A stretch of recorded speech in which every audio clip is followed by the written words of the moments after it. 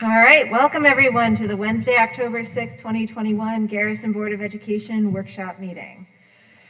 Okay, we will now call the meeting to order. Dusty, will you call the roll, please? Jocelyn Apicello. Here. David Gilbert. Here. Madeline Julian. Here. Courtney McCarthy. Here. Kent Schott. Here. Matthew Spicer. Here. Sarah Tormey. Here. Now say the Pledge of Allegiance, please.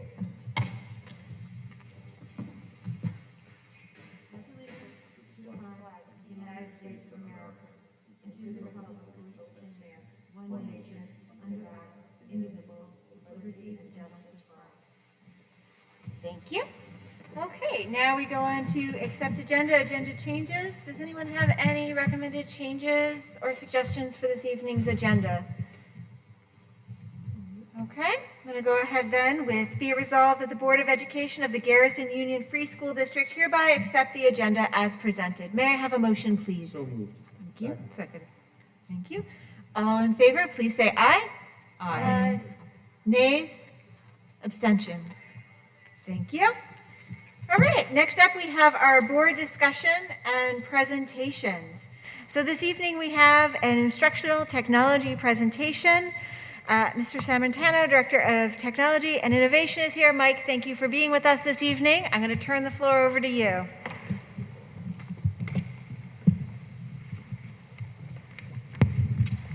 Thank you. All right, good evening, everyone. Thank you for having me. First off, before I dive into the things I want to discuss this evening, I just want to say it's been a wonderful 3 months here. Can't believe how quickly it's gone by, and it was really exciting to come in the summer into the construction project and watch it kind of unfold. And then, of course, the best day was the start of the school year when the children came in, and it's just been a really wonderful experience. And so I'm grateful to have a chance to start some of these kind of exciting conversations around teaching and learning that's happening in Garrison. So with that in mind, tonight, I just wanted to present to you a little bit about the current state of instructional technology as I've come to learn about it within the Garrison School, and just kind of give you a snapshot of the types of things that I see currently happening, the type of hardware and software and equipment that's being used and how it's translating into teaching and learning. So just to give you a quick agenda for tonight, I want to go through a few things. I want to start by talking a little bit about how I tend to approach the evaluation of instructional technology. So when I go into classrooms and step back and look at grade levels and system-wide technology, the kinds of things that I'm looking for to better understand kind of how things work and where there's room for improvement and where there are things to be celebrated. I want to look at our current hardware, so the types of devices we have out, the model that we have in place now, as well as our classroom displays and software, all the different things that go into an instructional technology model. I also want to look at some of the instructional objectives, so some of the things that I've identified as possible changes to explore in the future to help better support our teachers and ultimately our students, as well as proposed next steps. And then just quickly at the end, just some of the concurrent projects that I'm working on, some of my goals in my position as I have joined Garrison. So let's dive right in. The first thing I want to mention is that, I was very impressed by the work that the board and the community did last year around developing the Garrison vision of a graduate. And we know all these, you've seen these all very well. And I think it's a really good guiding principle as we do our future work around strategic and coherence work, as well as I look at some of my objectives in teaching and learning tied to innovation and technology. I'm really trying to keep focused on these as our ultimate goal. So I mentioned talking about my approach to evaluating instructional technology. You may have heard of this method before, the SAMR method. This has been around for more than 10 years now. And as instructional technology really came on the scene, this became one of the key approaches to how teachers are adopting technology in their practice, and the different levels that they take as they become or as they gain expertise in teaching and learning with technology. So a little graphic that kind of walks you through it, which is kind of nice. So the S stands for substitution, and this is kind of a baseline level. We saw a lot of this early in the first days of Chromebooks, going back now, like I said, nearly 10 years when iPads were all the rage in the classroom. What we saw a lot of was teachers using the devices as a substitution tool. For example, if they were to take a worksheet rather in classroom that kids typically would have maybe filled out individually on paper, now what they were doing is basically turning it into a PDF, and students were filling it out on an iPad. Now, there's definitely some value in that. It streamlines the process, it's more efficient. There's definitely a bit of an engagement aspect to it for students, but ultimately we're just substituting one task for another. So we strive to go a little bit beyond that. So that leads you to the A level, which stands for augmentation. So this is allowing the technology to functionally improve the experience in some way or another. So for example, if students, instead of just handing in a written work on a piece of paper, they're giving a presentation using Google Slides, something like that. It's kind of the next step where technology is adding a layer and expanding upon the student's ability to demonstrate their learning. Going further, we have the modification level. So now we're getting up to higher order level uses of technology. So modification, the teacher is actually saying, okay, I have this technology tool. How can I rethink my lesson or my activity in a way that the technology is really going to support it and bring it to a new level? And then finally, what I think we're really striving for across the board is really redefinition. So this is allowing the technology to do something that would otherwise be impossible. Okay, so this is all sorts of creative creation tasks, right? So video creation, podcast creation, connecting with people around the world, all sorts of things that, were it not for technology, would be impossible. So I try and look at technology, whether it's something as simple as what devices students have available to them, to what is the architecture of our network, to what devices teachers have, what displays we have, what our instructional spaces look like.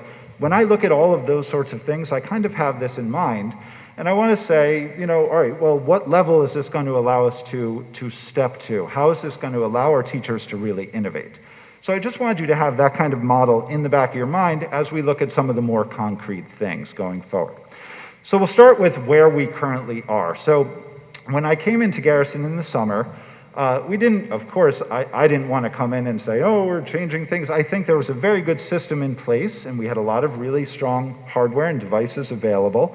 And so I wanted to build on that, and then really learn about the school and get to know the teachers and the students and understand the climate before really making any changes. So just to give you a snapshot of where we're at, we'll start with hardware in the classrooms. So to me, hardware really falls into three categories. So we have our administrative devices. These are the devices that the administration and support staff use. And in Garrison, at this point, we have a real kind of a combination of devices, which is serving us well. We have Windows devices, desktops and laptops, and we have some Macs like this one right here available, as well as Chromebooks. So we have a nice little collection, and we're able to be somewhat agile in the devices we use so that the administration can use what best serves their needs. Case in point, the business office is really heavily reliant on Envision and other software that is Windows-only software, so they have to have Windows devices in there. I might be doing more kind of presentation, PD work, so I prefer to be on a Mac. So it allows us to be flexible. It's a strong model. Teacher devices. So it's my understanding that a little over a year ago, the teachers were given, right around pandemic time, these Dell laptops. These are Windows laptops, which are very good devices, high quality devices, and they're serving us well.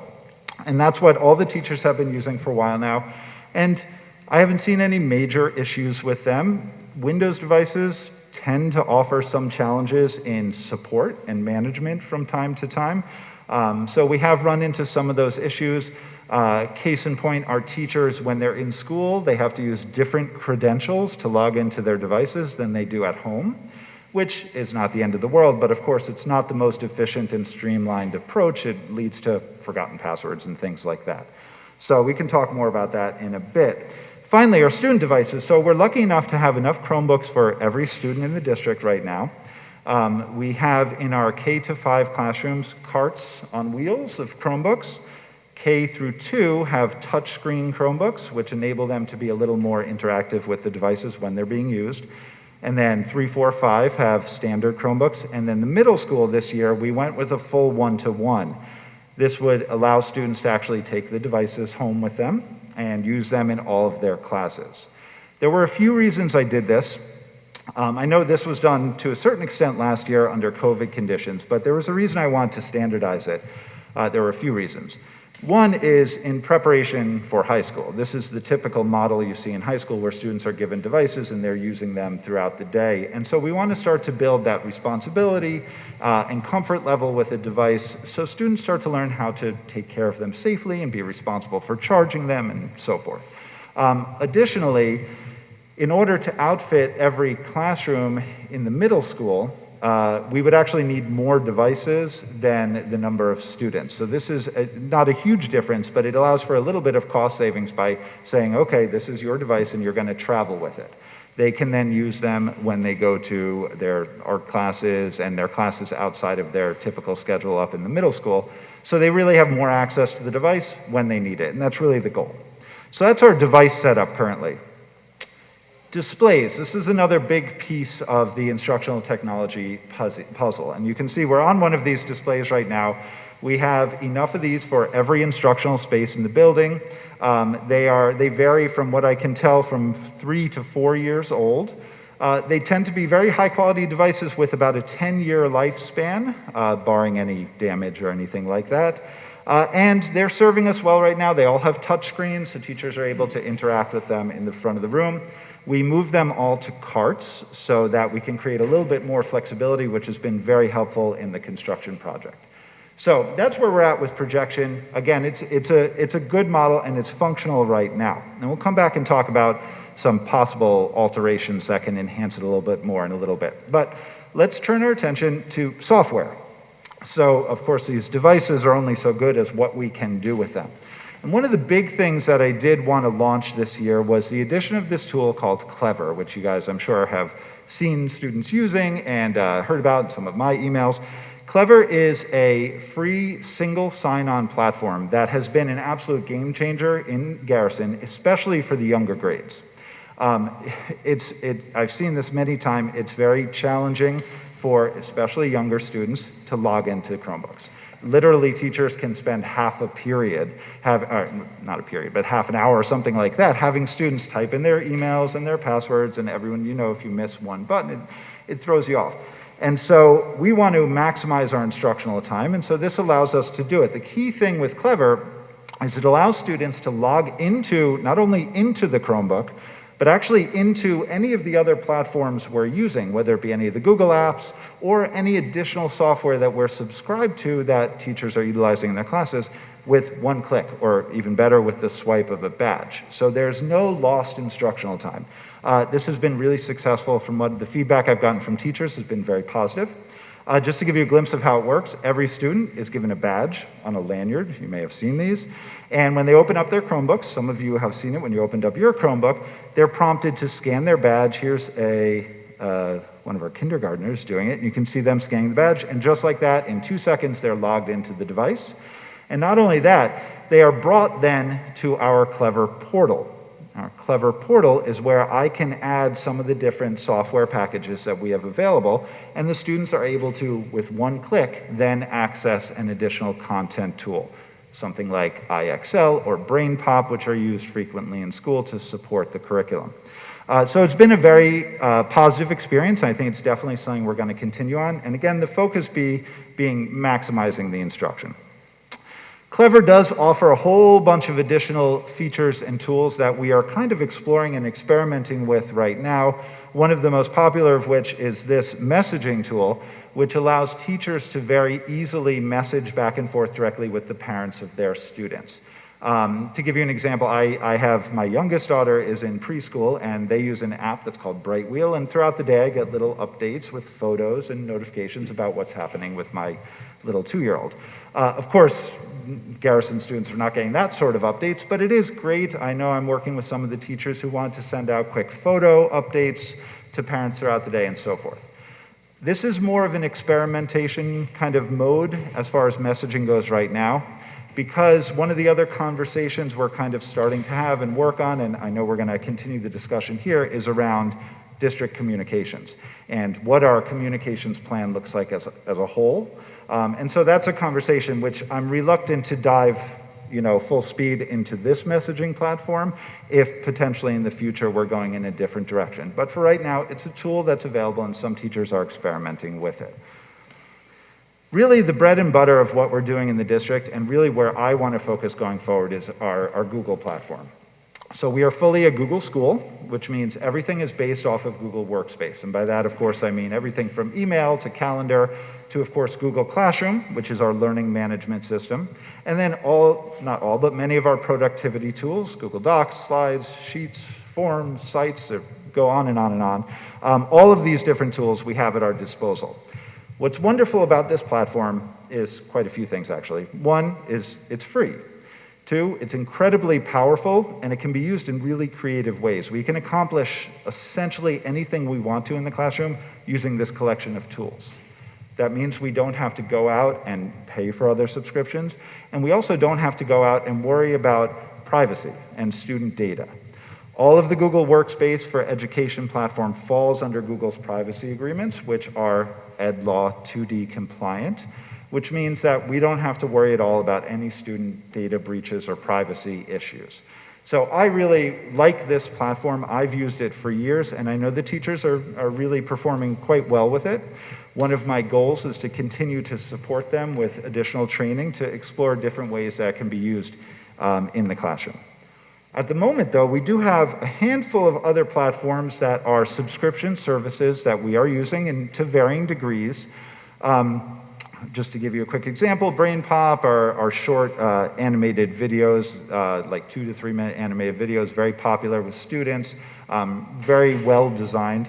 Renaissance is a diagnostic testing platform to give us data. iExcel is a math and English practice platform. Discovery offers additional content, kind of video content, all curated specifically for education. I won't go through all of them, but these are some of our paid platforms. And teachers use them to varying degrees, and one of the things I'm going to look at this year is the data from this, because they all offer really comprehensive analytics. So I can see exactly how much our teachers and our students are engaging with the content, and then we can make informed decisions going forward. Okay, so that's where we have been. One of the shifts I want to make, and this again falls under my goals for the future, is exploring more tools to enhance and encourage creation. Because remember, we want to get to that R in SAMR as much as we can.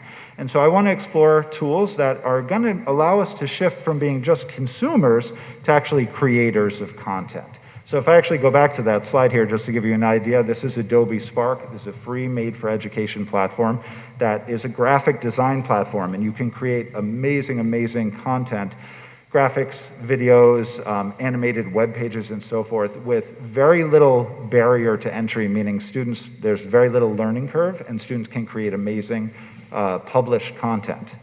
And I am a big believer in publishing of content to make it more authentic for students. That's why I love that platform. Canva is very similar.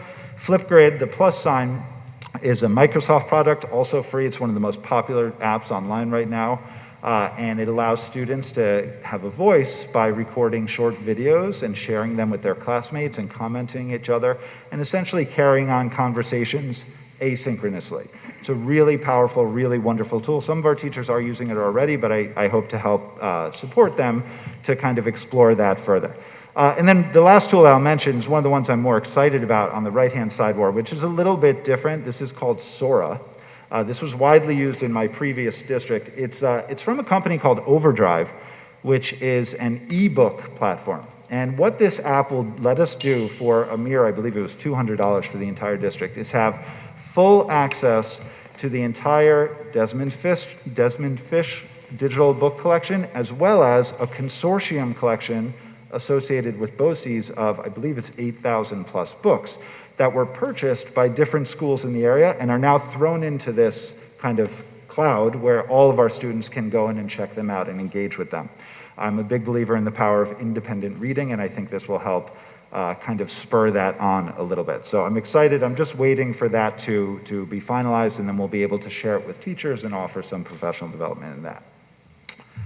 So jumping ahead, with all that in mind, I know that was a lot of stuff and I'm going fast, but here's some of the things I'm thinking about for the future.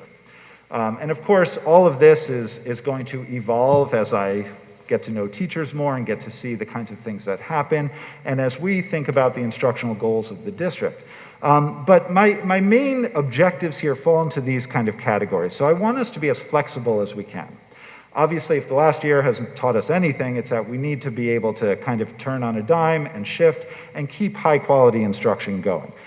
So one example is being able to instruct remotely should we ever have to again. But a much more granular example of that is flexible instructional spaces. So just as a very simple example, instead of having screens mounted on the wall where they can never move and that space cannot be flexible, we put them on carts and we allow them to be untethered so that teachers, especially after the construction is done, can transform their classrooms for the needs of the lesson they're doing that day, which I think is a very valuable thing. Of course, we want to encourage innovation, and so we want to explore everything from coding and robotics, engineering design, and then of course our ultimate focus is really enhancing the environmental education. And so I'm excited at looking at how we can innovate and use technology to support our experiences outside the building, up in the mountain, and all over the place to enhance the environmental education. Sustainable, of course, that goes without saying that we want to make all of our purchases with sustainability in mind. We want to be mindful of our environment, but we also want to think about it from, is this sustainable from a cost perspective? Is this sustainable from a year over year? Can we afford, can we make the commitment to have the technology available every year? So that's a question we want to ask. And then my biggest thing, and I'm working on this a lot, is efficiency. I want to make sure that we are really utilizing the instructional time we have as efficiently as we can. And that also goes for any opportunities we have for professional learning, professional development, meeting time. I want to make sure we're using every minute we have in person in an effective way. And I think the teachers feel that way as well, especially after last year. With so much uncertainty, we really want to cherish every minute we have in the classroom with our students. So here are some of the specifics that I'm thinking about, and again, these are all going to evolve over time. One thing I would like to explore is the possibility of shifting teachers off of those Windows PCs. Now, I know they're reasonably new, so this wouldn't necessarily happen right away, but in a longer term plan, shifting them off of the PCs and onto high quality Chrome devices. So different Chrome devices than the students have, more high quality, larger screens, touch screens, etc. And the reason is multifaceted. One, of course, is I think it's valuable for teachers to work on the same device that their students are working on. I think that allows them to better troubleshoot problems as they arrive from their students. And then additionally, Chrome devices are just much simpler to manage, which creates great efficiency from a support perspective. We have virtually zero downtime with Chromebooks. And if and when they do break, it's very easy to just take one and swap it out for another one without having to do any configuration or anything. So they're very efficient devices, very easy to manage at scale. One of the things I'm also considering is this. One of the pictures showed it, but if you walked into any classroom, one of the things that I struggle with is, in most classrooms, this is actually the kind of setup you see. Teachers are tethered to the front of the classroom.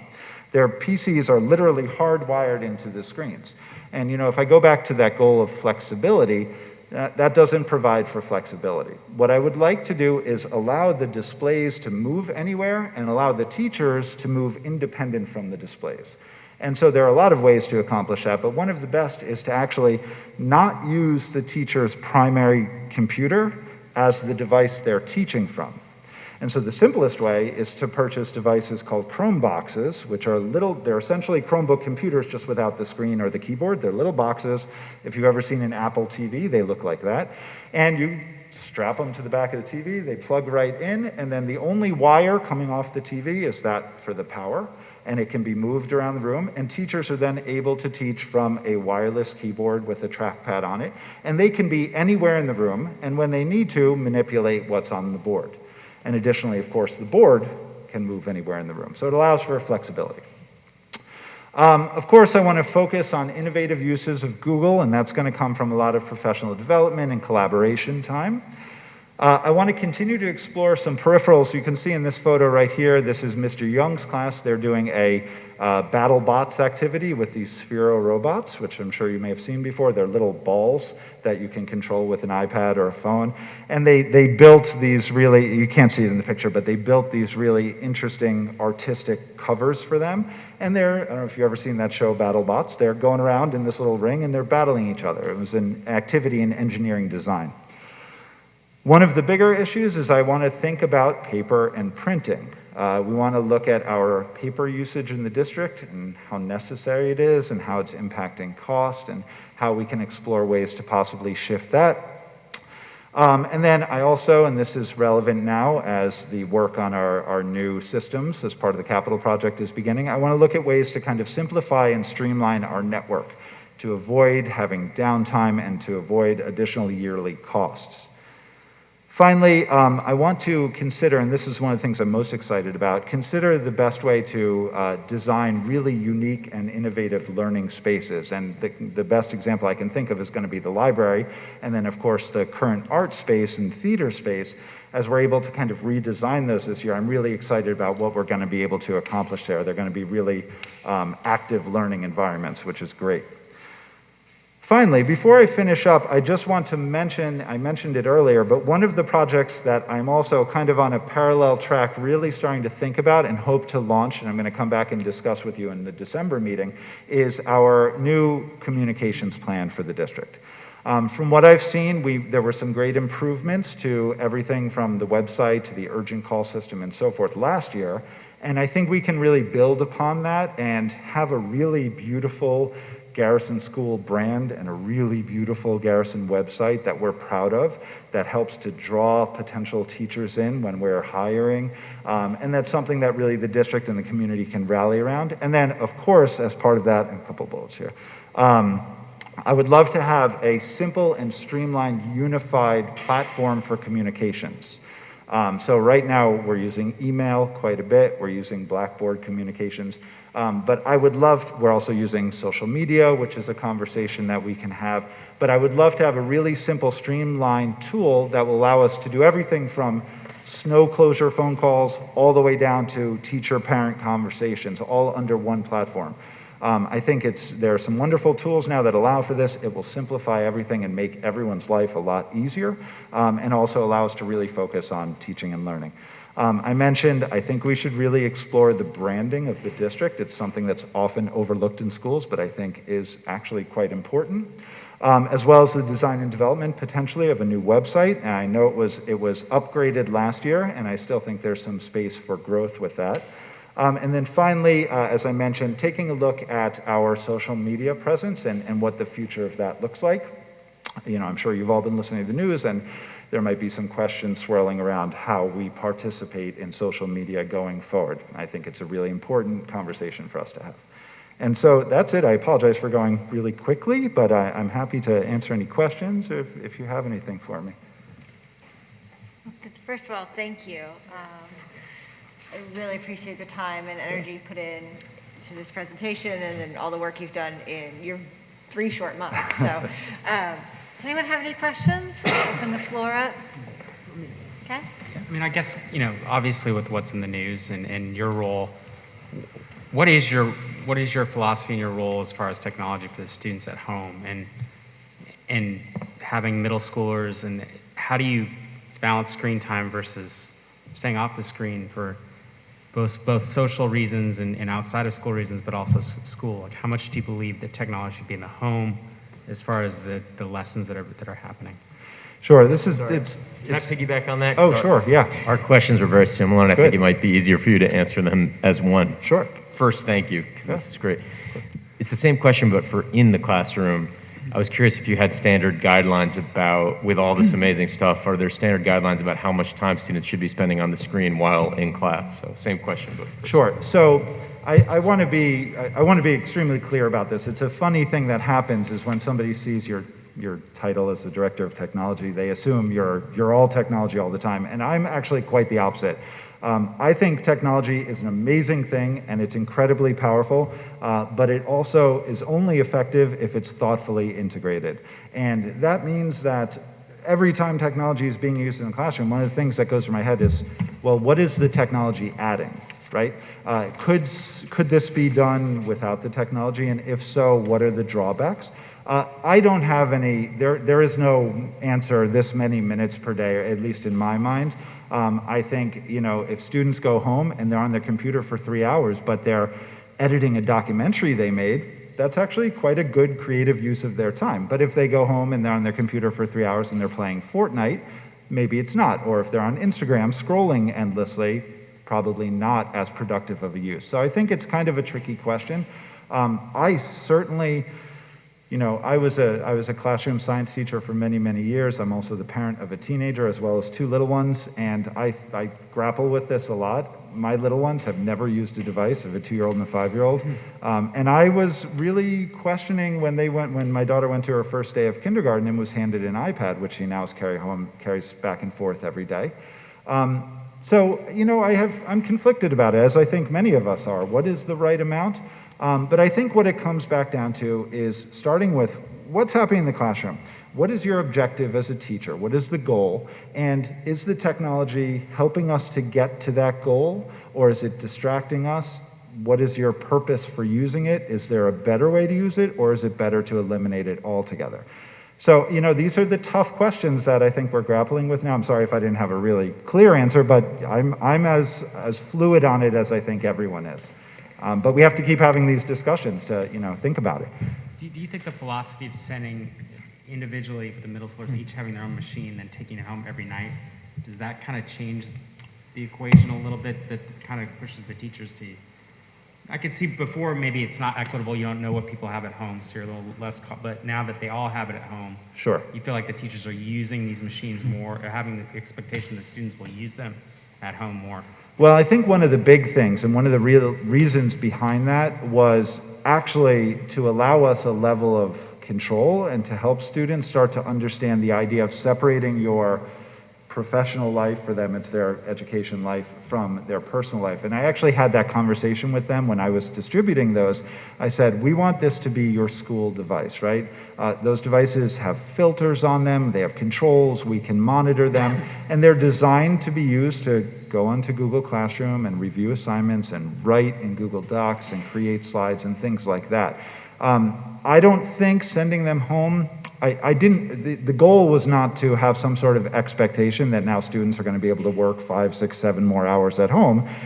It's more to level the playing field and start to help them learn lessons about responsibility.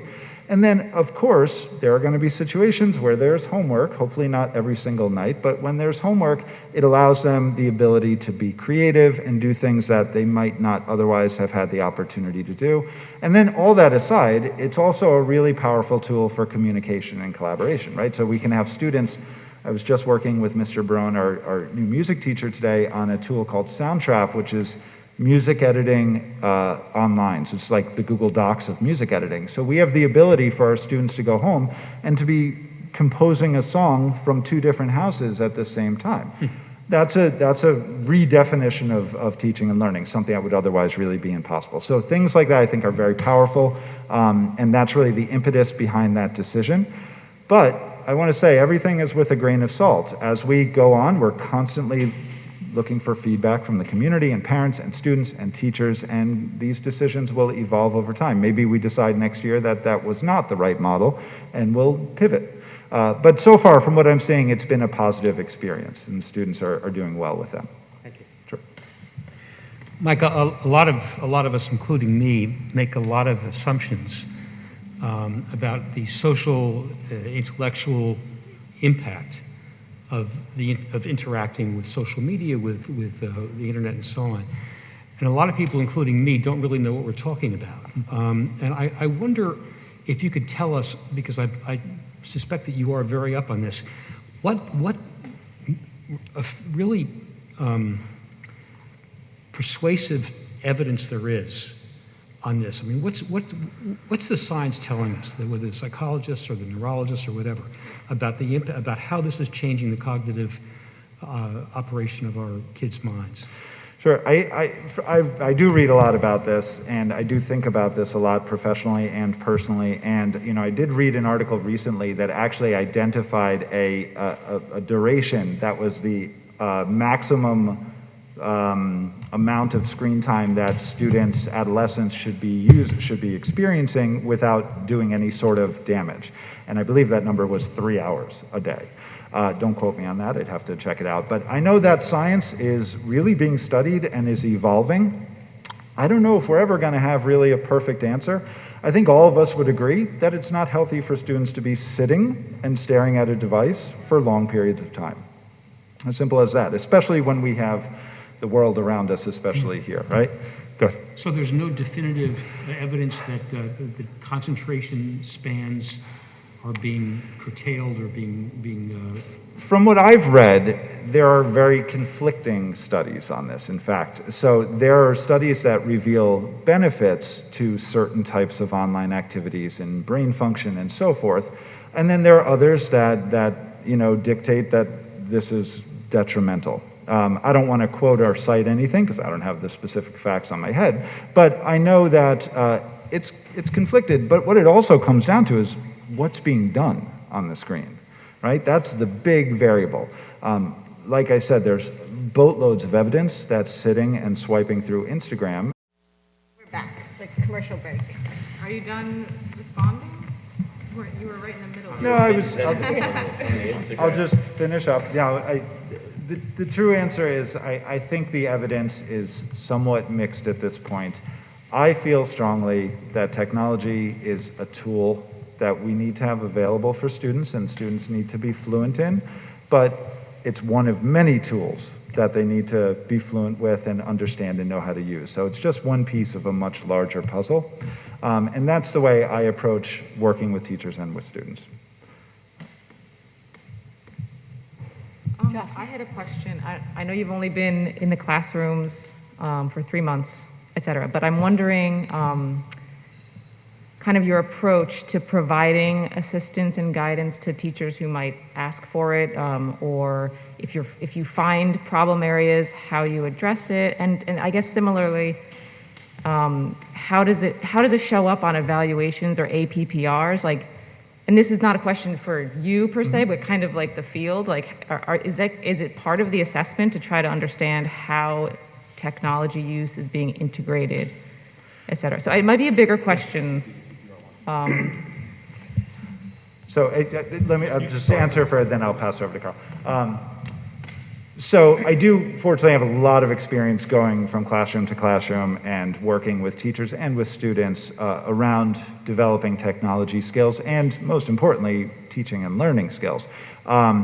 What I have found is that there is no one, just like with any professional learning, there is no one size fits all. I've experimented with all sorts of, especially last year, self-guided learning, allowing teachers to work at their own pace and providing them with resources and videos and so forth, to a lot of one-on-one coaching, and then larger group work. So I've explored all different professional development and workshop models. What I think is most effective, and one of the things I'm so excited about being here, is because of the size of the district, I am able to really spend a lot of one-on-one time with our teachers. And that's really important around technology because the skill set that we see in teachers around technology and the comfort level varies tremendously. You go in one classroom and you have teachers who are coding and they're really high level, and their needs are very different than someone who is not really sure how to bold the text on a Google Doc or something like that. So the needs really vary. So as I've said before, to me, it's about conversations and understanding the context, and then meeting teachers and or students or administrators kind of where they're at, understanding their needs, and then developing whatever professional learning is going to best support them. And that's kind of the phase I'm in right now.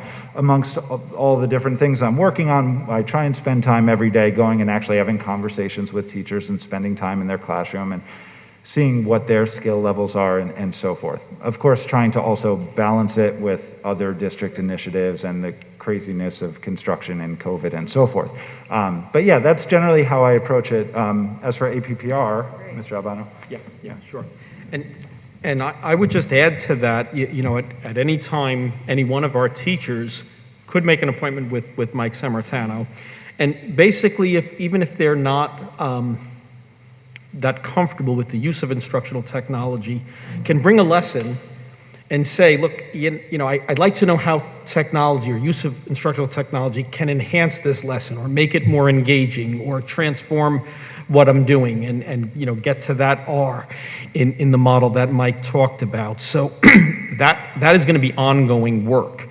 And there may be times where Mike says to the teacher, I don't recommend the use of technology. What you're doing with this hands-on learning is most appropriate. So those are ongoing discussions. With regards to APPR, there is a section for use of instructional tools. We use the Charlotte Danielson model to observe teachers. And again, if there is technology in the classroom that is simply replacing something else, and let's say students are solving math problems, but trying to build fluency. But if that's going on for 40 minutes, then that may be a discussion that you would like to have. Is this the best use of instructional time if students are just solving problems independently on the screen? Probably not. But if it's a few minute warm up and then they're moving on to other activities and transitioning into something using technology, so those are discussions through APPR. There's always a pre-observation conference, then there's the observation, and then after there is a follow-up post-conference. And in my experience, the conversations before and after are probably the most valuable part of that entire process. And I hope that answers your questions. So yeah, how it's being used absolutely will be discussed throughout the observation process.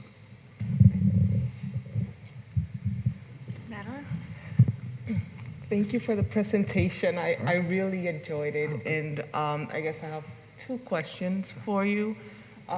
One, are we doing anything in terms of next gen when it comes to technology? I know we have a new math program and the science program.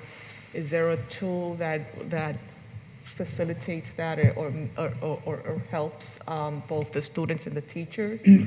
And the next one is, I'm excited to learn more, maybe not today, another time, about the STEAM program, like how this connects to any type of STEAM program, project-based learning. I know personally, right, this is definitely a tool, but it can be a really good tool if used the right way. With my architectural background, we started with a pencil, a T-square, and it took hours to just draw that right line. And if it was not right, you started all over again. So that's a lot of hours. From there, we went to CAD, which is two-dimensional. Now we are in Revit, which is the world that we live in. It's three-dimensional. So although the creative process happens separate, the tool that we use to get there has saved a lot of time for us, right?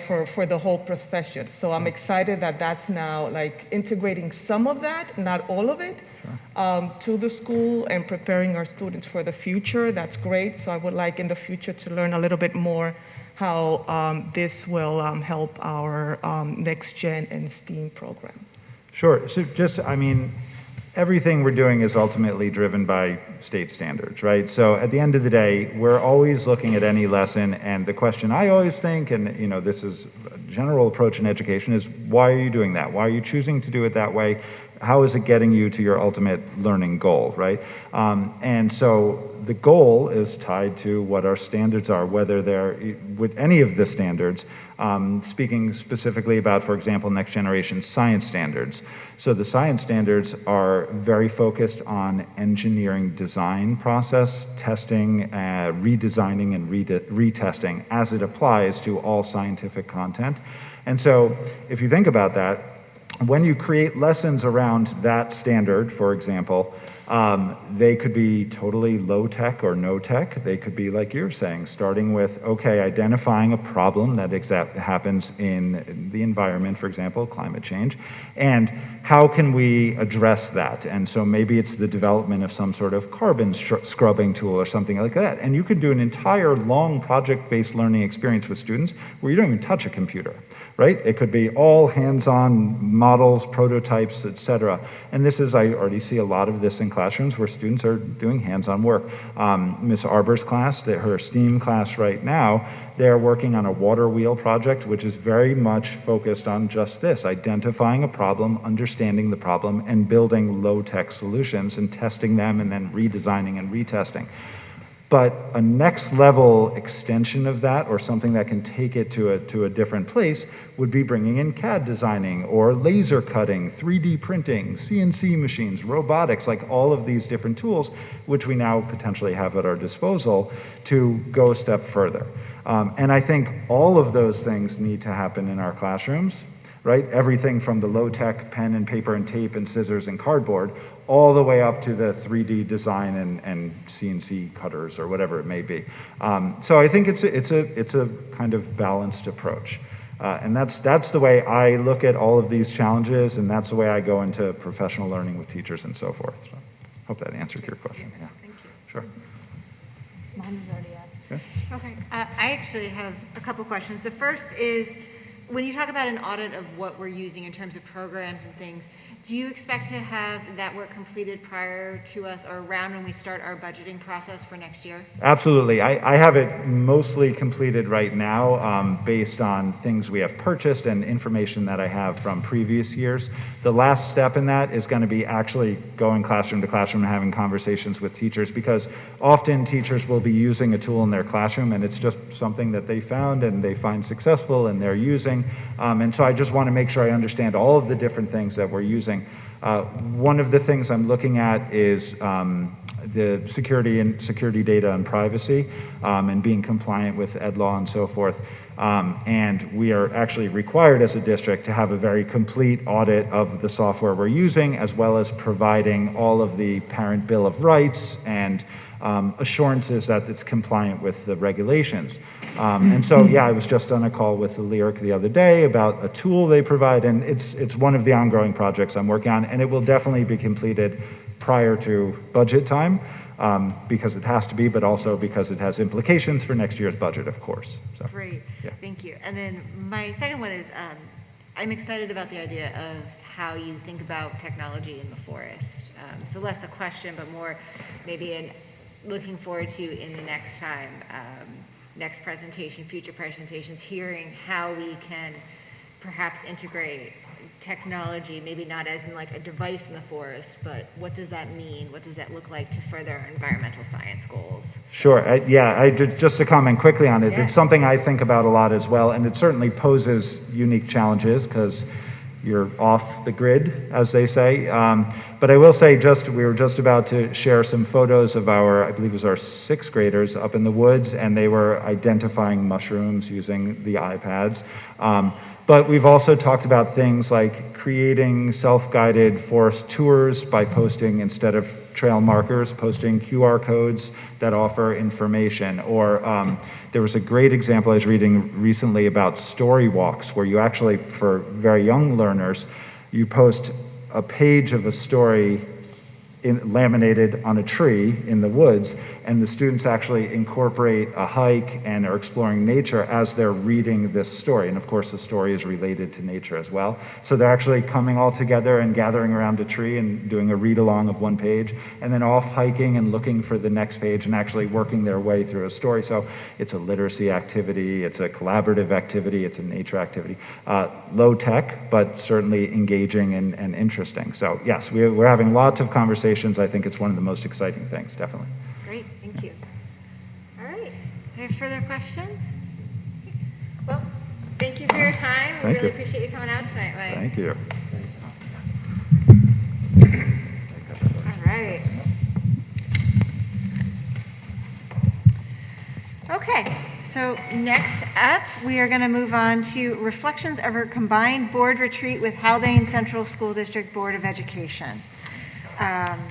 For for the public, we had a joint retreat with Haldane at the Pavilion with our equity consultant from last year, April Francis, who came up for an in-person meeting. It was great to see them. So I just wanted to take a minute to reflect. There is also a letter. Do you have it? Hold on. Oh, read off for us, please. Okay. That I will share.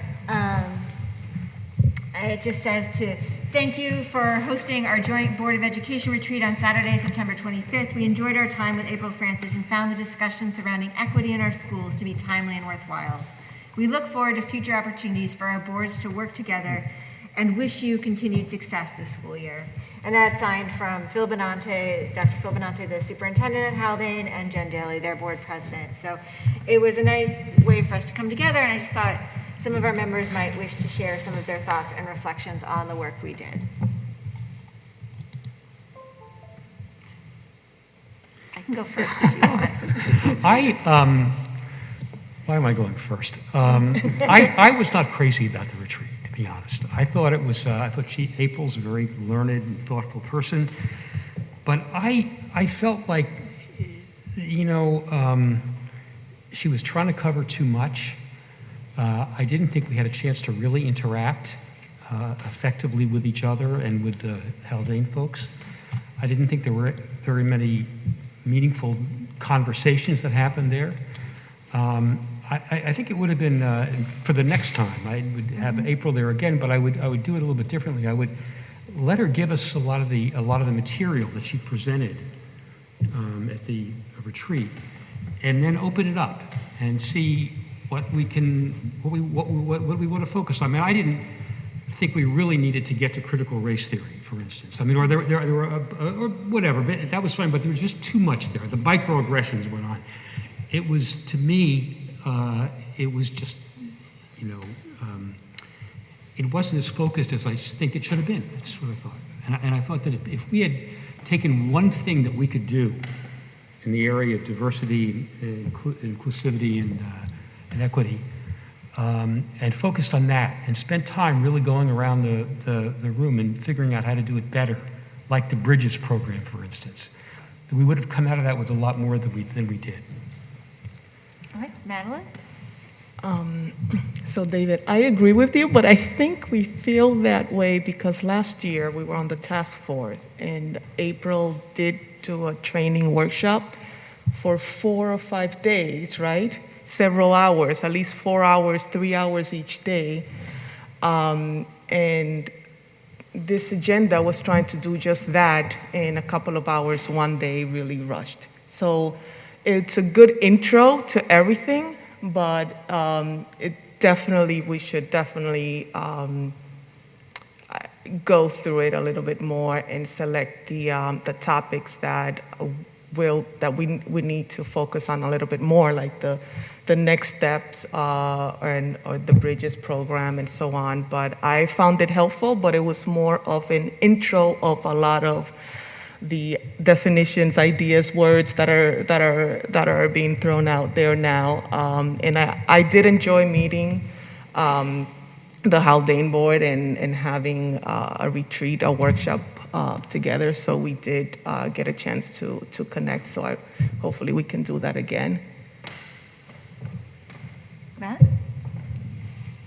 I won't repeat stuff so as not to bore people, but I don't want to leave you stranded as though you were the only folks who had that reaction. I agree with a lot of what was just said. Thought everyone was great, but it just felt a little crammed in, especially after lunch. I thought after lunch we could have stuck with what we'd already talked about, but it felt like we were trying to get through all these things that we needed to get through by sort of 1 o'clock, and thought we could have just pumped the brakes a bit and dug a little deeper into some of the things that had already come up.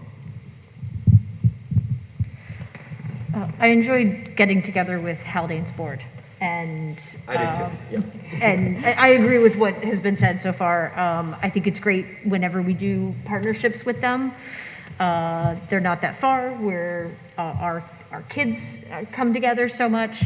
So I'd like to see more of that, and agree. I would have liked to have a bit more of a discussion. I think Haldane's in a different place in some ways than we are, simply because the size of the school and the student population that they have. I would have liked to have more time to hear more from them and for them to hear from us. I think we've all spent a lot of time together and we're a very cohesive group. So it's really great to welcome a new group of people, or, just simply because they were up at our pavilion, but we could go there next time.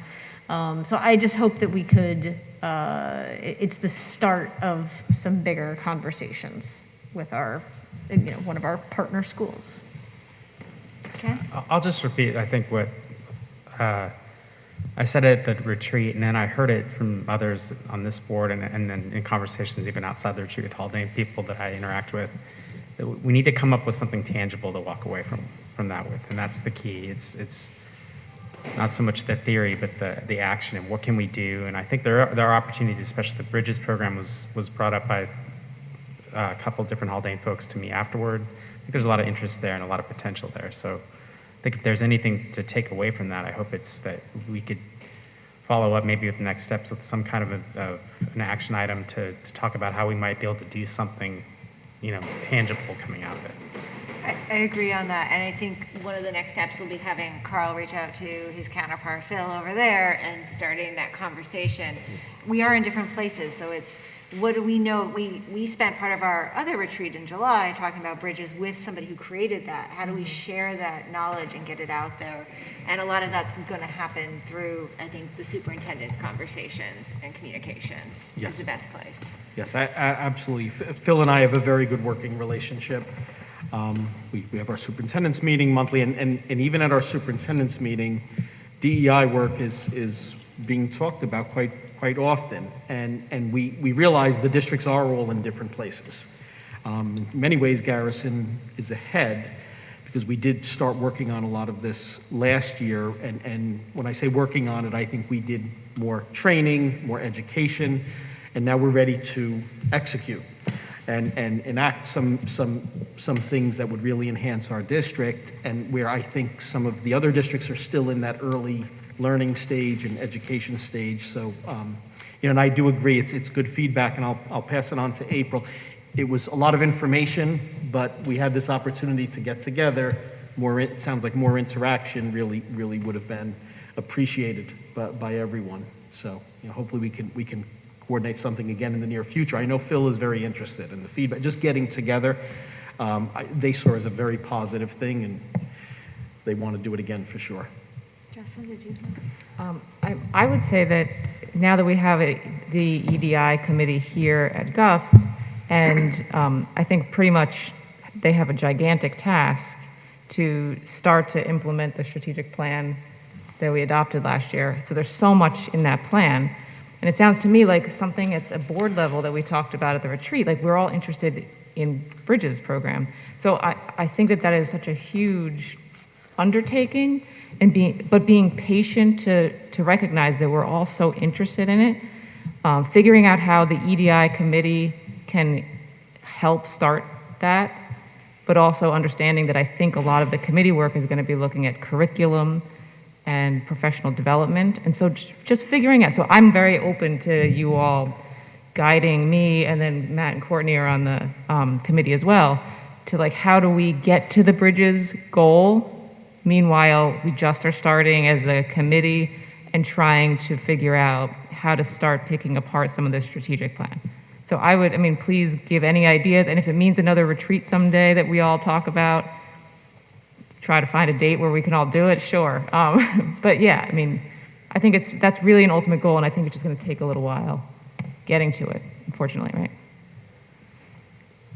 I think my thought was, I do appreciate the comments that it was nice to come away with something more tangible. I do think it was rushed towards the end. I think we all recognize that. But I think it's wonderful that we were able to come together with somebody else who's in a different district, who's in a different place than we are, because we did a lot of work. I think part of this work, when we talk about equity and diversity, is reaching out, finding people where they are, bringing them with us forward. Because if it's only one of us coming forward, it's not great work.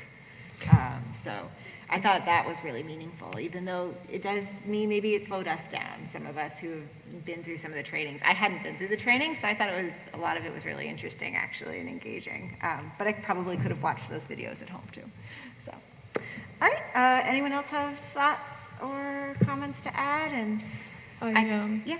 And I don't know, Carl, if you're going to get to this, is the idea to maybe a pilot bridge program and see if Haldane or any other peak skill or any other districts are interested in joining? And if so, like that, I don't know, are you planning on talking about that a little bit later on?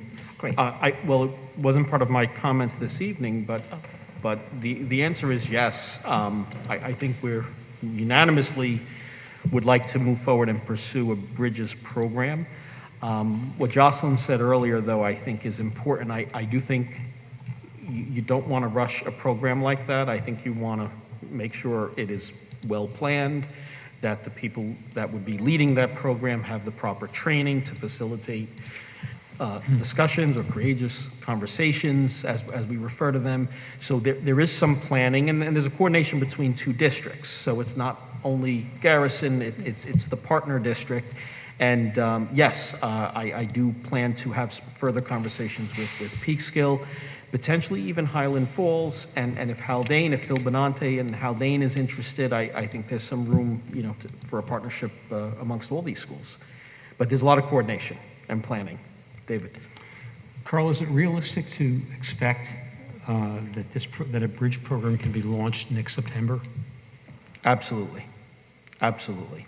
I think this year, it's a planning year this year, but I do, David, and what I would like to do, there may even be some budgeting. There's transportation, it's a practical matter, but if we're going to get together, we talked about technology this evening, and we do have the ability to be on a Zoom call, but I believe it would be much more effective to engage face-to-face and do it in person. But there would be a transportation, practical, budgetary impact that we need to discuss. And maybe we can have a discussion at some point in the next meeting or two about where we would need to be by May or June in order to launch this thing in September. Absolutely. Absolutely. I think the first step is to identify who is interested in partnering with us. And I have a pretty good idea of that, but I will give me till the next meeting, and we'll also be meeting with our DEI committee, and I'm sure we'll be discussing it. So, yes. Okay, and I'm happy to reach out to Haldane on behalf of our board and suggest that if they wish to get together again in the future, to please let us know whether it's on this topic or another topic, so that we can continue to come together and have joint retreats, which I do find valuable. Any other questions or comments? Okay, we're going to move on then. Okay, we're at President's Remarks. I'm going to be very brief this evening, as I really don't have many remarks, and just say a big thank you. I had a privilege of walking through some of the almost finished new classrooms and seeing some of the other classrooms where teachers were in action in these beautiful, creative spaces that are clearly under construction, and they've done such a fabulous job of working with what they have, getting the kids outside. I know it's hard for our community sometimes to see how much the teachers are using the outdoor spaces, because the courtyards don't obviously face 9D and parents aren't coming into the buildings, but I think they're making a great effort. And I just want to say thank you to all our staff for working under these circumstances, again, with the masks and COVID protocols and a construction project. So I think we'll continue to say thank you a lot this year, but it really is truly impressive what they're doing. All right, that's all I've got. Carl? Okay, I just have a few brief updates. First, construction. Sarah touched on it. We did do a walkthrough. Construction is progressing in a very positive way. That doesn't mean there haven't been some obstacles, but I'm pleased to report that the phase 2 of our construction project, which is the renovation of 4 elementary classrooms, which are designated for grades 1, 2, and 3, Those are on track to be completed by early November, by the first week of November. Joe and I met with our construction team just on Monday, and I believe the teachers have been informed by Mrs. Amig. But we're excited because that means teachers and students who are in temporary classrooms right now will transition into their permanent classrooms. One little obstacle is that the casework, everything will be finished. There will be new lighting, new floors, new whiteboards and tack boards, and the rooms will look gorgeous except for some of the casework. We are experiencing supply chain issues. So it may not be in.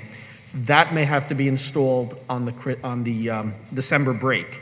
But again, the students will be in brand new rooms. We are excited. The new HVAC is also scheduled to start installation Friday evening and Saturday, and that will continue into next week, ahead of the heating season, so we're excited about that. Also in the back of the school, again, Sarah pointed out that a lot of people who don't have access to the school and the campus, you only see the front, but there is a new playfield, renovated playfield behind the school. The sod is in. The rain this past week or so has been very helpful, actually. The sod is off limits. There's a level, beautiful playfield, but the students can't use it until the spring. So there is a fence around it, but we are excited because it is looking pretty good, and we will get great use out of that come the spring. Different topic, we continue our weekly testing for COVID. Nurse Melissa has been doing that every Monday with assistance from a nurse from the Department County of Health. That is free of charge to the district. It's funded through a grant. Since the beginning of school, she's tested 65 individuals. We're thankful all have been negative, which is great, but of course there is always that possibility. COVID is out there, but we're taking a lot of precautions, and thanks to Nurse Melissa, we're doing a great job helping to keep everyone safe. Lastly, kind of related to what Mr. Sammartano was talking about, I need to really give a congratulations to Mrs. Arbor. Our new environmental ed teacher has hit the ground running and is just doing a fantastic job. She has either been in the forest with the partner teacher, and almost each one of our classes has either been in the forest for learning activities or is scheduled to go to the forest within the next week or so. And the trips are booked, and it's great to see. She keeps providing information. Just give you a few examples. Grade 2, Mrs. Arbor and Mrs. Giuliano went up.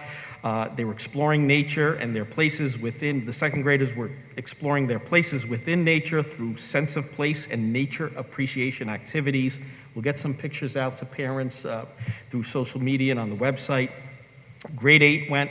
Mrs. Cook and Mrs. Arbor had the students participating in citizen science. I know someone talked about technology. They did have iPads with them. They were identifying all different things, such as mushrooms that were growing on trees, and they were recording them and collecting that data and working through iNaturalist app to collect and organize that data. Grade 6 actually was interesting. Mrs. Arbor and Mrs. Shanks went up to do a literacy activity. They were doing nature journaling to harness the power of their senses and integrate that into their writing. So Mrs. Shanks, I spoke to her this morning. She just couldn't be happier with the engagement of the students and the experience of the trip. So I know other teachers are partnering with Mrs. Arbor and expect to hear more. And by the way, the next presentation from one of our staff members is Mrs. Arbor on November 3rd, and she will be here to show you a lot more and give you a lot more detail about the work she's doing. And that's all for now. Great. Do I have questions for Carl? Okay. Moving on then, we have committee reports. The first up is our Diversity, Equity, and Inclusion Committee. Jocelyn, as the chair, do you wish to share? Thanks. So this is a new committee, and Matt Courtney and I are on it, and we opened an invitation to the community to solicit some interested members to join us. We got 3 letters, and we're accepting all 3 people who had a lot of great experience, a lot of good things to say, and want to make themselves available to do this important work for the year. I will say, and I want to make sure it's okay with everyone, the draft committee calendar said that the first meeting would be October 12th, which is next week, And I want to make sure it might be okay with Carl and Courtney and Matt, at least, that we move it to the following Tuesday instead of next week, so that we can have the new members and the veteran members have a chance to actually plan. So are either of you opposed? Thank you. Nope. What do you think? I checked, there's no other committee meetings on the 19th that I checked. No, I'm just, Back to the drawing board. Okay, so maybe we'll go without Matt, or we'll try to reschedule something else. Anyway, we'll deal with those logistics then offline. Anyway, keep talking about bridges program, et cetera. Keep us the fire under us. And I know it's not on the agenda, but just quickly, the planning committee also met. oh, sorry. Sorry, and No, so I just wanted to say we met with Jonathan, and we're starting to do a lot of data collection, breaking into teams and looking through all the sources we have through the district to kind of suss out, where we are landing on all these different metrics, et cetera, et cetera. So it's actually a lot of work that the team is embarking on. I hope we have enough faculty and staff to shoulder it. I don't know if maybe we're going to ask others to help I don't know. It just seems like a lot.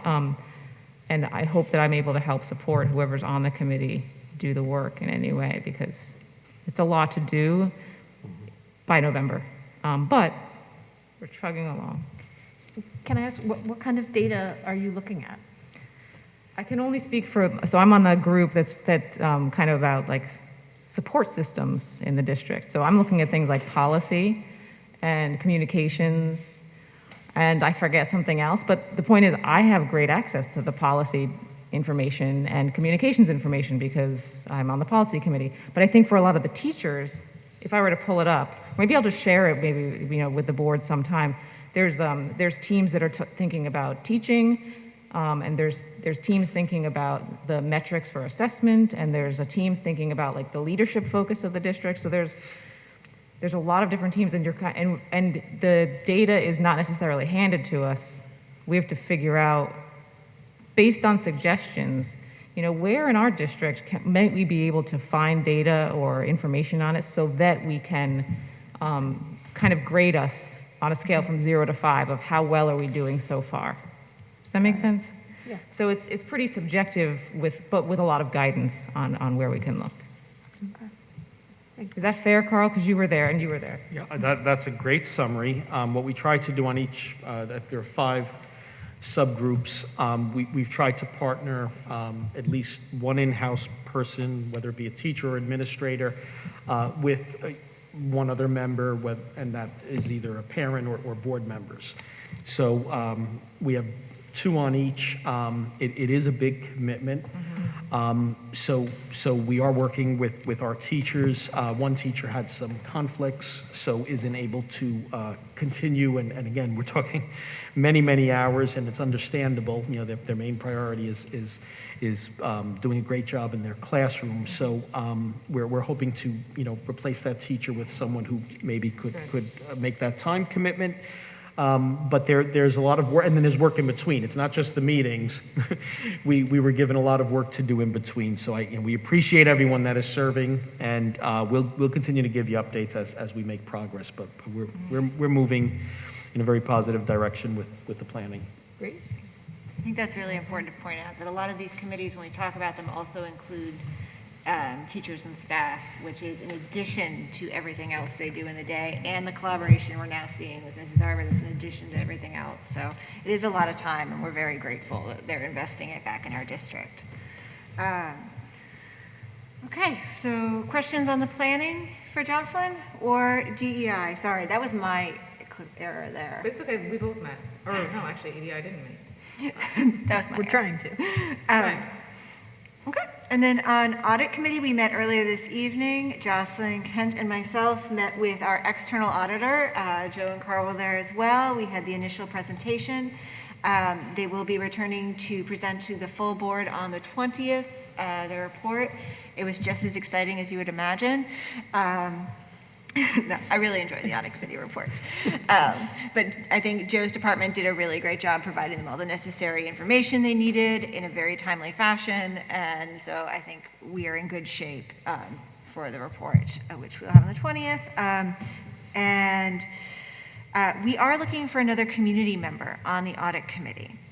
So if anyone knows anyone who has a financial background, an accountant who would like to join audit, please send them my way. I'm happy to explain the time commitment. They can talk to Joe for more information about audit, but we'd love to find someone. Before all the accountants in the community start running away from me when I approach them, if you could help, that'd be great. So, all right. Does that, anything to add, or community or members? Okay, great. We will move on. Next up, we have acceptance of minutes. Be it resolved that the Board of Education of the Garrison Union Free School District does hereby accept the minutes of the regular meeting of September 15th, 2021, and the minutes of the special meeting of September 23rd, 2021. May I have a motion, please? Second. Any comments, questions on the minutes as presented? Okay. All in favor, please say aye. Aye. Nays? Abstentions? Thank you. Okay, up next, we have the personnel consent agenda. I'm going to read the recommended action first. Be it resolved that the Board of Education of the Garrison Union Free School District, upon the recommendation of Carl L. Albano, Superintendent, hereby approves the items of the personnel consent agenda as presented. May I have a motion, please? So moved. Seconded. Thank you. Carl, do you want to speak to some of these items, please? Sure. On the personnel section of the agenda, you do see some additional per diem subs, and we've brought you several over the past 2 months, and just know that some of those who we've hired have gone on to accept permanent teaching jobs, and we're happy for them. But there is a need, and there is a true shortage of substitute teachers these days. So we will continue to replenish because as the year goes on, as we continue with our PD activities and providing release time for teachers to do work and to collaborate and to be trained, there is a need for substitutes. So that's why we continue to replenish them as much as possible, so Mrs. Zamig is able to access subs when needed. But they're per diem, and they are only brought in as needed. One in particular, though, I want to just point out, there is a Mr. Jared Gonzalez who is being brought in to cover K through 4 general music. You may recall we did have a resignation from our music teacher very late in the summer. It was actually, I think, the September 2nd, and that was presented a bit of a challenge to launch a hiring process that late. Typically, the best time to conduct a teacher search is in the early spring, so you could secure someone, by July to start again in September. So Mr. Gonzalez is a certified music teacher. He did his student teaching in Arlington and Newburgh districts with elementary level students. He has a BA in music education from SUNY and possesses his New York State music certification, So he has great references, and we're looking forward to having him settle in. Also, you may recall last meeting, we did have a gentleman, Jeff Barone, who we brought in as a per diem sub, and Jeff is working with grades 4 through 8. He's got an extensive background as a professional musician as well as a teacher. He's worked on numerous Broadway shows with some very high-level entertainers, so he has that experience. But he's also, for 20 years, taught music in numerous prestigious private independent schools in the area. So Jeff is with us. Both of these people are willing to commit for the school year. So we're excited about that, and we will put out an introduction to parents. One will come from me tomorrow morning, and then each one will introduce themselves with a follow-up and talk more about the specifics, if your child's playing an instrument or would like to perform. But what I'm impressed with, Jeff Barone, who started with us about 2 weeks ago, has already assessed and evaluated the skills of all of our students. Their interest, their skill level, what they would like to do, and he really is impressive and has some wonderful ideas.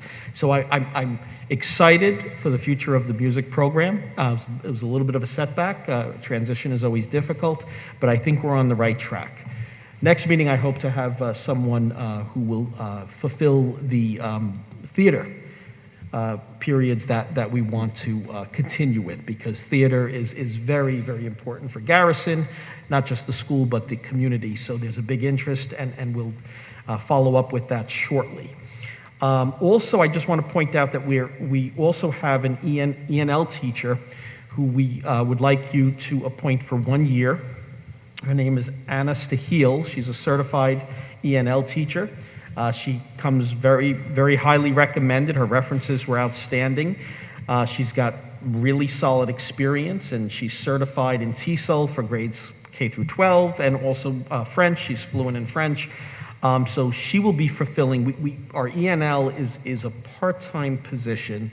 We do have 4 students. 3 of them are on transition services, which means that they're doing really well and maybe graduating out of ENL by next year. So in addition to ENL, she's going to basically teach academic intervention services under the RTI model.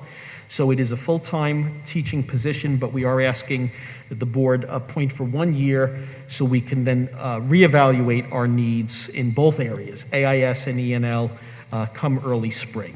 We may come back to you, and the need may, or the recommendation may be that we need someone full-time again the following year, or the need may not be there, especially if our students continue to make progress and graduate from the services. So that's why it's a 1-year appointment. Sorry, was that part-time or full-time?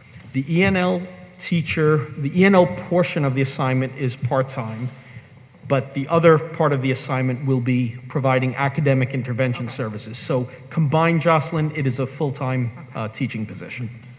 Carla, are the music teachers candidates for next year as well? David, yes. I think both are interested in a long-term commitment. We did not have the time to launch a major search, so we did post the positions. But the response was minimal, because in September, most teachers are committed. So even if a teacher is considering changing districts, they usually will not leave once they get settled in and start in another school district. So I think a better time to conduct the search is around March, April. And these 3 people that I just mentioned, if they are interested, I think they absolutely will get serious consideration. And if they do outstanding work for us, then I would think it's very possible that they end up being our permanent teachers. But under these circumstances, again, I'm looking at 1-year commitments to each one, and they are, but they are interested in long-term commitments. And to clarify, they will be, Mr. Barone will be taking over the band program in addition to teaching music classes? That is correct, Sarah. He'll be teaching band. He is willing to take full responsibility for a winter and spring concert. And then also he will be teaching some general music. And again, I believe it'll be grades, definitely 5 through 8, maybe even some 4th grade. Great, thank you. And do we have any progress on chorus as well? Is that, we're looking to one of them to take on the choral program? They are primarily instrumental teachers, so we right now the choral program is not established, but we're working on it. Well, thank you for re-envisioning that program. Do I have any other questions? Okay. All right, we're going to move on to a vote on the consent agenda as presented. All in favor, please say aye. Aye. Aye. Nays? Abstentions? Thank you. Okay. Old business. Now we move on to the request for approval of emergency declaration, the amended resolution. Joe, I know you have some things to share on this. Do you want me to read the recommended action first? Well, I can share what we have first. Why don't you go ahead and share, and then I will read my page of information.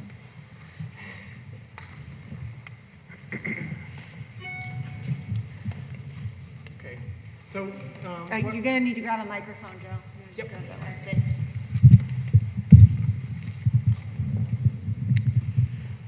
So what we have here is a picture of the work area. There is a area of shingle roof that's part of the 1908 section of the building that is connected to the foam roof, which is the lighter gray portion in the picture. So there's a leak that is occurring at the joint of those two roofs. The shingle roof itself is not covered under any warranty, but the foam roof is. So any of the repairs that are to be done on the foam roof is going to be done under warranty, and that will be no cost to the district. Go on to the next slide. This is just another image of what part of the roof that we're replacing. And then that's just the architect has done some design as far as what kind of detail is going to be required on the flashing on the top and the bottom of the roof section. So this roof section is going to be, there's 2 layers of asphalt shingles, and then there's a layer of a waterproofing material underneath that has asbestos in it. So in order to really repair this roof and do it the right way, we have to rip all that off, put down new plywood and new waterproofing, flashing, and new shingles. So this is a shot of the joint between the 2 sections. So what you see is you have, because there's 2 layers of shingles and there's not necessarily adequate fasteners, we have a number of shingles that are coming off, and then we also have the joint between the foam and the shingle area is the foam is delaminating, and then water is going under the foam and getting trapped in the 2 layers. This is just another shot from the roof that shows the section of so that whole side of the roof is going to be taken off. The cap shingles on both sides, as well as redoing the flashing on the top and the bottom, and that together with the warranty work that's going to be done on the foam should solve the problems we have. As you can see in part of that picture, we have a tarp over part of the roof because it is leaking there. So you got 2 layers of asphalt on top of the waterproofing, and it's not covered by a warranty, and generally a manufacturer is not going to warranty shingle over top of shingle. And this was probably done in the past as a cost limited way of repairing the roofing, and it's not really the right way. So we're trying to do things the right way. This is a project that was submitted to SED. We've already filed the emergency paperwork with them.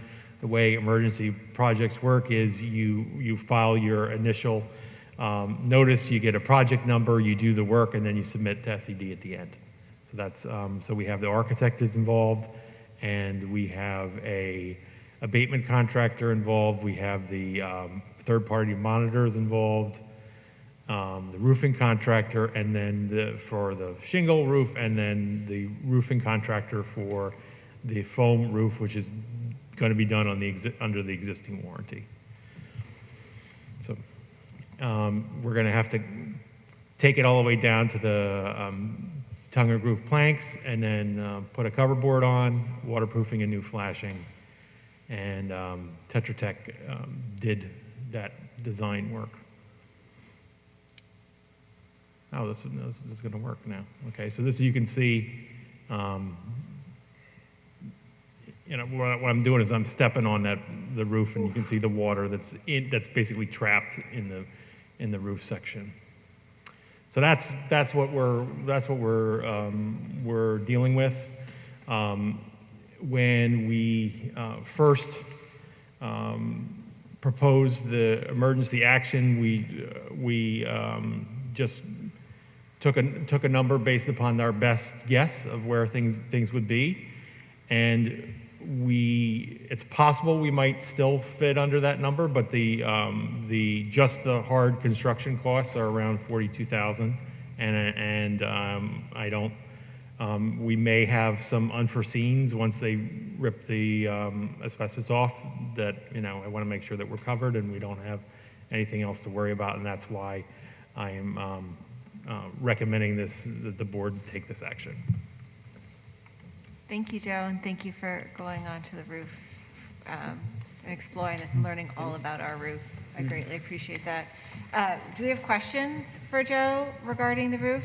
Before Madeline, come up to a microphone. Thank you, Jill, and for doing all the warranty work there. So my question is, that shingle roof, it's one piece of like a 4-piece shingle roof, right? And it's the joint with the lower roof. Mm-hmm. And this is all emergency work. So the question is, all of the other 3 sides, is that something that really we should also be addressing as one, now that we have, it may be a higher cost, but with the construction going on, we don't want another leak like this damaging the classrooms or the millwork that we're putting in. I understand that, and I would definitely like to, but this is outside of the scope of the original authorization. So I don't believe that we can really address them directly with the capital project as is, because that was not identified. Those particular roof sections were not identified to the public to be replaced. Now, we are not experiencing, even though the roof condition on those other sides is not great, we are not experiencing any leaks on those, so they're not part of the emergency work. And this emergency work is being done and squeezed around the school schedule, so we're paying a premium for making sure that it doesn't impact school. If the weather cooperates, we are looking at starting first thing in the morning on Columbus Day. We already have our 10-day postings are up for the abatement we posted last Friday in preparation of doing this work. So we potentially should be able to get the roof at least watertight. The work that we do complete at least watertight by Tuesday night, and then maybe finish up the next night with the rest of the shingles, and then the warranty work on the foam will occur sometime after that. Okay, thank you.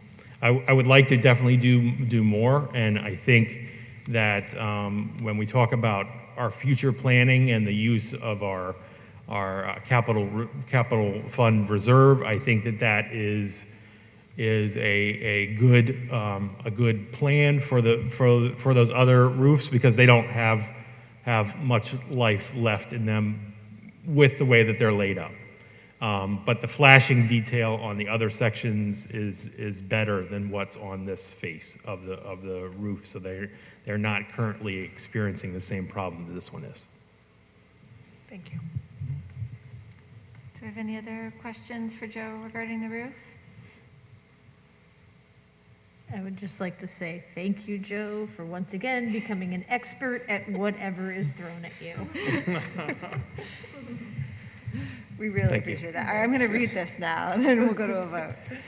Whereas on July 13th, 2021, the board adopted an emergency resolution to retain National Roofing Partners to replace the roof at the district school building in order to preserve the district's property and to assure the health, safety, and welfare of students, staff, and members of the community in the school building, and to expend from the unappropriated fund balance as a non-reoccurring ordinary contingent expense in an amount not to exceed $50,000 for such purpose. And whereas since the adoption of that resolution, it was discovered that part of the roof section containing hazardous materials that needed to be abated as a part of the roof repair replacement, that the OIMA contract was unable to be used for these purposes, and that additional architectural engineering work was required to complete the project. And whereas the completion of the repair replacement of the roof on an emergency basis continues to be required to preserve the district's property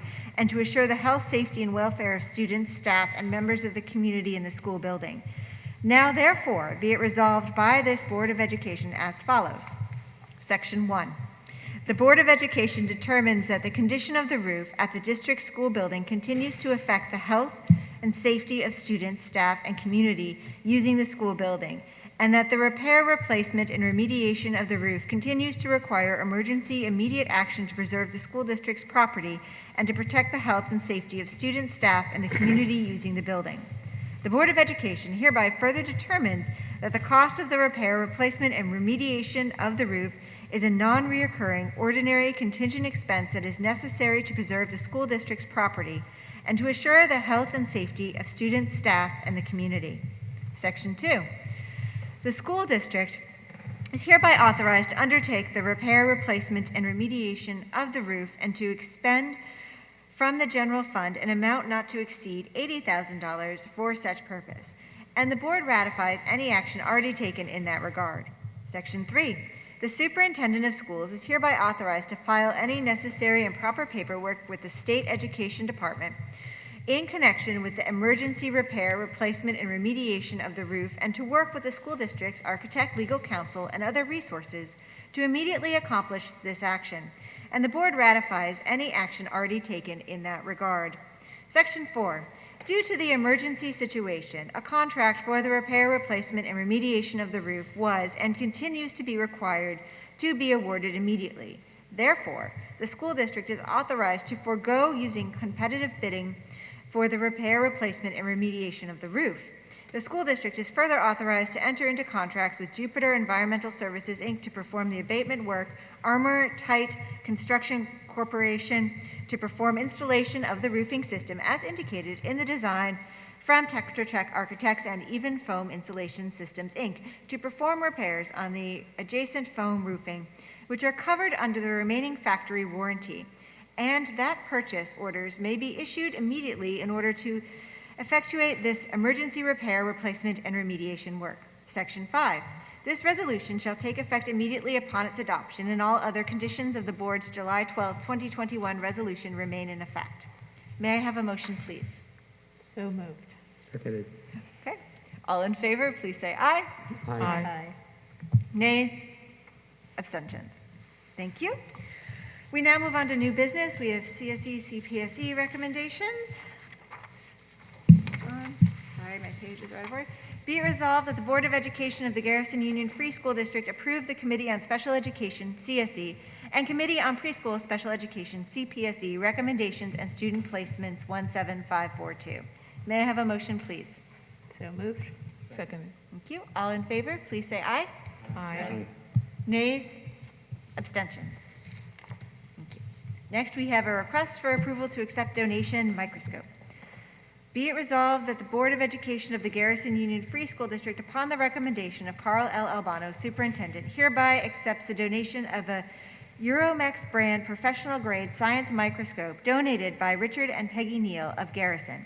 Further, the board directs the district clerk to send a letter of thanks on behalf of the Board of Education to Mr. and Mrs. Neal for their donation. May I have a motion, please? So moved. Second. Thank you. Carl, did you want to speak to this one? Just express our appreciation to Mr. and Mrs. Neal. They reached out to Mike Sammartano, and my understanding is that this is a very valuable piece of science equipment that will be put to good use by Mrs. Cook and Mrs. Arbor. So again, thank you to them for a generous donation. Thank you. Okay, all in favor, please say aye. Aye. Nays? Abstentions? Okay, we now move on to the public comment section. Jesse, do we have?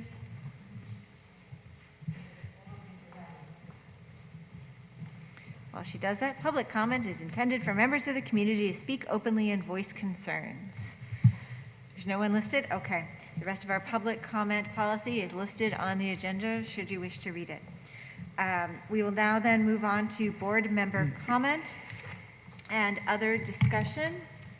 I'm going to start at the top of the list tonight because you don't remember, do you? Okay, Jocelyn? No comment. Okay. David? I shared with the board the letter from our neighbor, Kristen Sorensen, yeah. Kristen Sorensen about her efforts to reach out to Colonel at West Point about the Afghani refugee families, and I just wanted you to know that Jocelyn and I are going to discuss later whether how either through the DEI committee or some other way to move forward on encouraging this process of helping an Afghani refugee come to Garrison.